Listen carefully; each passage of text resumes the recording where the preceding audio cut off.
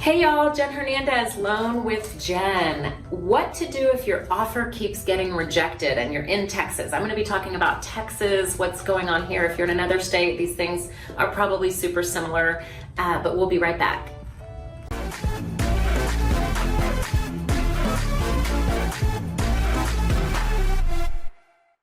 Okay, we're back.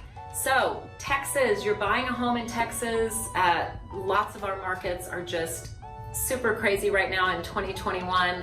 So if your offer keeps getting rejected, here are some tips I'm sure you're going over with your realtor. You want to make sure and talk about these with your real estate professional, also the lender. But here's a couple of tips of some things that we are seeing that are getting offers over the edge. Okay, and again, every market is different.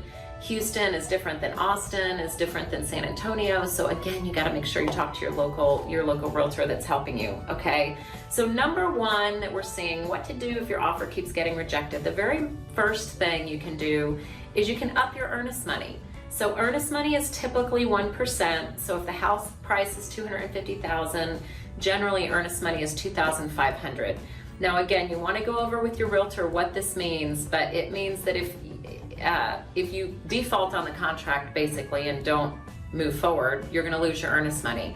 Now there are contingencies in the contract that allow you time for things like financing and all that. So you would have instances where the earnest money is returned, but earnest money and increasing the earnest money to 2%, 3%, in some markets we're seeing 5% offered to win an offer. So upping the earnest money, putting more money on the line, is telling the seller that you have more skin in the game. Now you can find a section in a residential single family contract. Section 5 on page 1 deals with earnest money. And then also you can offer in section 6, you can offer to pay the title policy. So title is about 1% of the price approximately. And so you can offer to pay that. That's a closing cost that the seller normally pays, but you can say, nope, I'm paying the title policy. Seller, you don't have to pay that. So that's an idea for you. So we've talked about earnest money. We've talked about title. You could say, I'm gonna pay the title, which is about 1% of your price. The next thing that you can do is to up the option fee.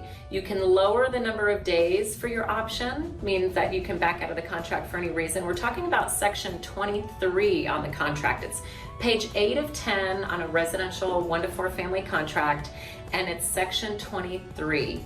So this is an area where you have a certain number of days to get out of the contract for any reason. So if you're being really aggressive, we've seen people put 5 days, and then you could up the option fee. Sometimes, normally in a regular market, $200 to $300 is an option fee. You could up that, $1,000, $2,000. We've seen people put, larger numbers on the option fee. Again, showing the seller that you have more at stake.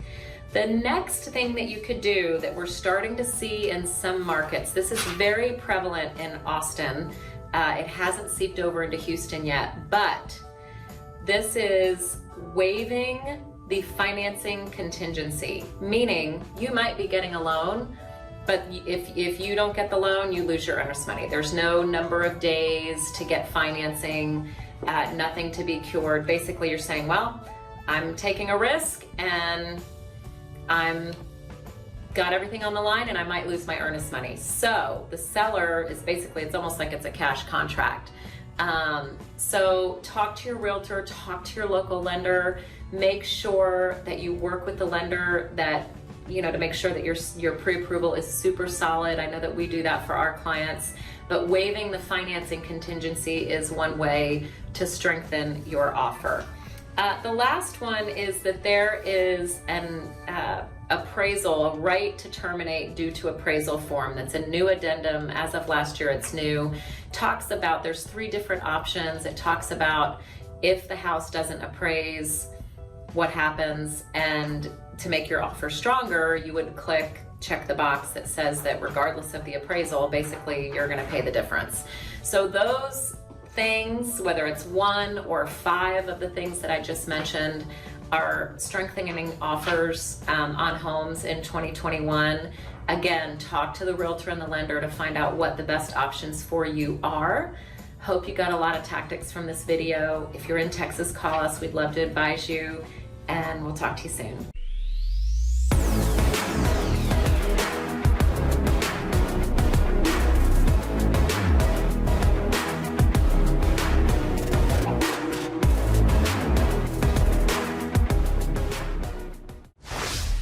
Legacy Mutual Mortgage is an equal housing opportunity lender.